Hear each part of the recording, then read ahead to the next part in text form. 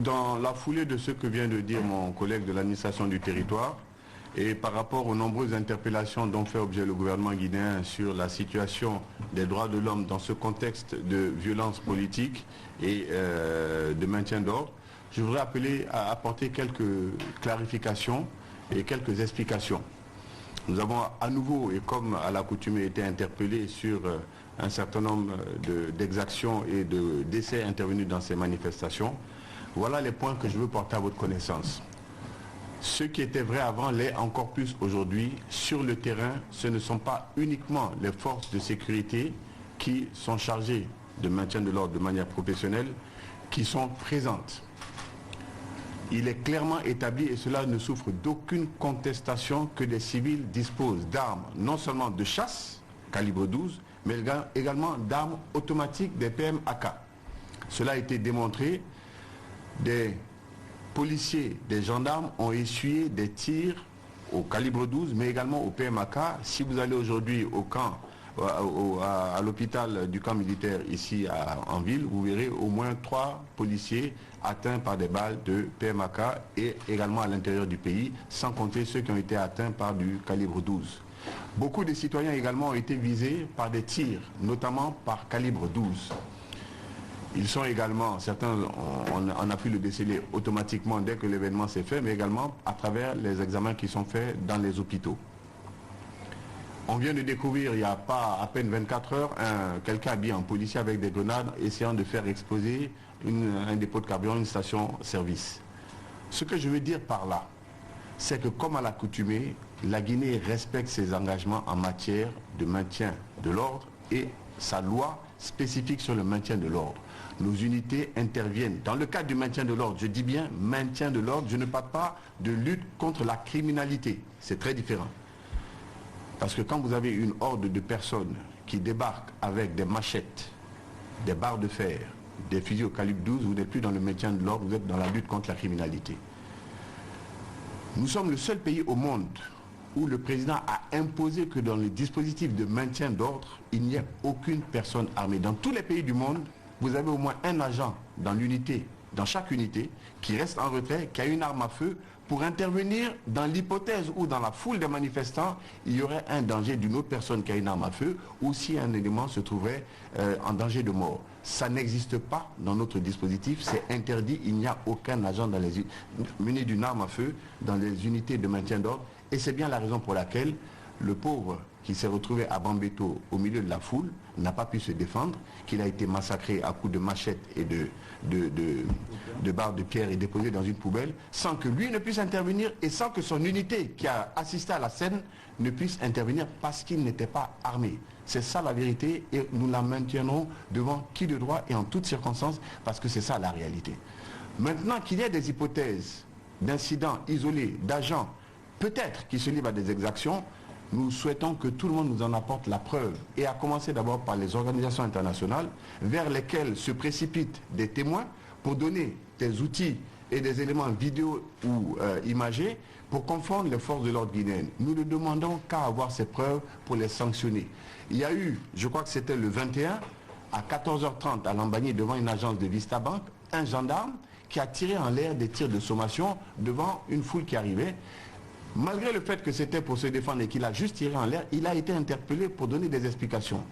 Il n'est pas exclu que la balle qu'il a tirée en l'air ou les balles puissent toucher quelqu'un par l'intermédiaire d'une balle perdue. Toujours est-il qu'aujourd'hui, il est en train de s'expliquer. Mais dire qu'il y a des consignes qui sont données à des agents pour tirer sur des manifestants, je m'inscris en faux contre cela. Et les gens devraient avoir un minimum de bonne foi pour reconnaître le travail qui est fait par les agents et qui fait qu'aujourd'hui, 4 d'entre eux ont été massacrés sur le train de Russal sans pouvoir se défendre. Contrairement à ce que la presse a dit, une certaine presse, ils n'ont pas vidé leur chargeur, ils n'avaient pas d'armes, en tout cas d'armes chargées, qui leur auraient permis de s'extirper au moins de ce guet-apens.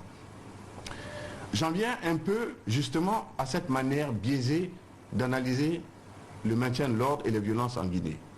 On occulte carrément d'où viennent ces violences, qu'est-ce qui les a provoquées, pour se concentrer uniquement sur ce qu'on considère comme des violations des droits de l'homme par l'État guinéen, par le gouvernement et par les forces de l'ordre.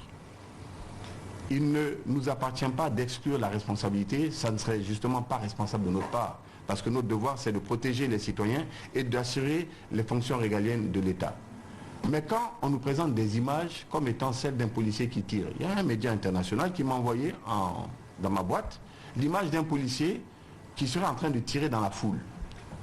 Après analyse des images, après plusieurs questions, on leur demande où est-ce que c'était, est-ce qu'on sait de quelle unité il venait? Non, il n'y a que cette image, c'est celle-là et celle qui est livrée en pâture à la presse internationale. Après vérification par l'inspection générale de la police, ce policier qui tirait avec un cougar. C'est une arme qui est faite pour tirer des grenades lacrymogènes. Ce n'est pas une arme létale. Ça fait le bruit d'une détonation, mais ce n'est pas une arme létale. Et très souvent, on nous expose des photos d'agents avec une arme qu'on considère comme étant une arme létale. C'est tout simplement des fusils qui lancent des grenades lacrymogènes. Ça arrive très souvent. Donc avant de livrer la police et la gendarmerie à la vindicte populaire, qu'on prenne le soin d'être patient et de laisser la justice faire son travail, parce que là aussi, il y a une idée qui voudrait faire croire qu'il n'y a jamais d'enquête ouverte, alors que c'est faux. Le ministre de la Justice est là, il vous le dira. Systématiquement, lorsqu'il y a mort d'homme, il y a une enquête, une ouverture d'enquête. Mais qu'est-ce qui se passe? Les gens, puisqu'on leur a dit qu'il y a un État qui est contre une certaine communauté, il y a un État qui organise un génocide, il y a un État qui ne cherchera jamais la vérité, on a du mal à collaborer, à obtenir des témoignages. La dernière tournée que le ministre Taran a fait pour rassurer les familles, présenter les condoléances du gouvernement et annoncer les enquêtes, ces familles-là aujourd'hui, pour avoir reçu une délégation gouvernementale, sont mises en danger dans leur propre quartier. Certaines ont été obligées de déménager. Comment voulez-vous, dans ces conditions, obtenir un climat serein qui amène à la manifestation de la vérité? C'est comme lorsqu'on nous présente des experts qui connaissent parfaitement la situation guinéenne et qui sont censés donner des informations à la communauté internationale pour éclairer. Pour éclairer une situation, encore faudrait-il être neutre et avoir les compétences pour le faire.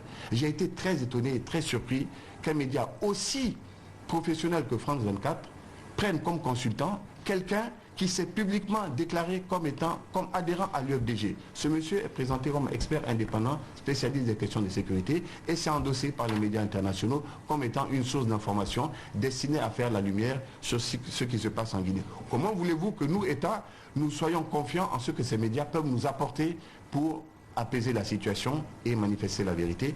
Voici les difficultés auxquelles nous sommes confrontés. Encore une fois, il ne sera jamais question de couvrir des exactions d'un policier, d'un gendarme ou d'un militaire. Mais de grâce, qu'on nous laisse le temps de mener des enquêtes. Le temps de la justice, le temps de l'enquête est différent du temps des médias et du temps des opinions publiques, surtout lorsqu'elles sont partisanes. Voilà ce que je voulais apporter comme précision, en espérant que la raison va l'emporter et que tous ensemble, vous la presse, les ONG de la société civile, même lorsqu'elles sont embarquées dans des considérations partisanes, vont jouer le jeu de la transparence et qu'on nous aide à démasquer tous ceux qui veulent salir ce pays et dresser les communautés les unes contre les autres. J'ajoute également qu'on est allé jusqu'à dire, puisque les gens savent qu'on va faire des autopsies et qu'on va voir les projectiles qui sont dans le corps des victimes, jusqu'à dire que maintenant les forces de l'ordre ont changé de méthode et maintenant elles utilisent du calibre 12. Voilà jusqu'où on peut aller dans la manipulation de l'information pour tenter de détourner le regard. Et j'ajoute que certes, dans les deux camps, il y a des exactions, mais qu'aujourd'hui, il y a certains quartiers de Conakry où des maisons sont marquées à la peinture. On met RAS pour dire qu'ici, il ne faut pas toucher. Et d'autres, on met des signes qui donnent l'appartenance ethnique des propriétaires de cette maison pour que la foule et les militants d'un certain parti aillent s'attaquer à ces maisons. Ça, on n'en parle pas, ni dans la presse internationale. Les ONG, ça ne les regarde pas. C'est scandaleux tout ça. Et ce traitement partisan de l'information n'aide pas à amener la sérénité. Je souhaite qu'au moins les médias aient l'honnêteté intellectuelle de reconnaître que ce ne sont pas des policiers, ni des gendarmes, ni des militaires qui vont brûler les maisons des gens, qui vont brûler des boutiques ou qui tirent, qui se mettent en embuscade comme des snipers pour tirer sur les populations. Il y a aujourd'hui des personnes qui sont des civils, qui parfois mettent des uniformes militaires et qui tirent sur les populations, qui brûlent les boutiques et qui veulent entretenir ce climat de haine. Chaque fois que quelqu'un aura une information prouvée, des éléments concordants qui confondent un agent de police, un gendarme, nous mettrons un point d'honneur à l'interpeller et à le condamner de manière exemplaire. Tant qu'on n'a pas ces preuves-là, restons dans le cadre du doute et faisons le nécessaire pour apporter les preuves et aider à la manifestation de la vérité. Voilà ce que je voulais dire avant que le ministre de la Justice ne prenne le relais. Merci beaucoup.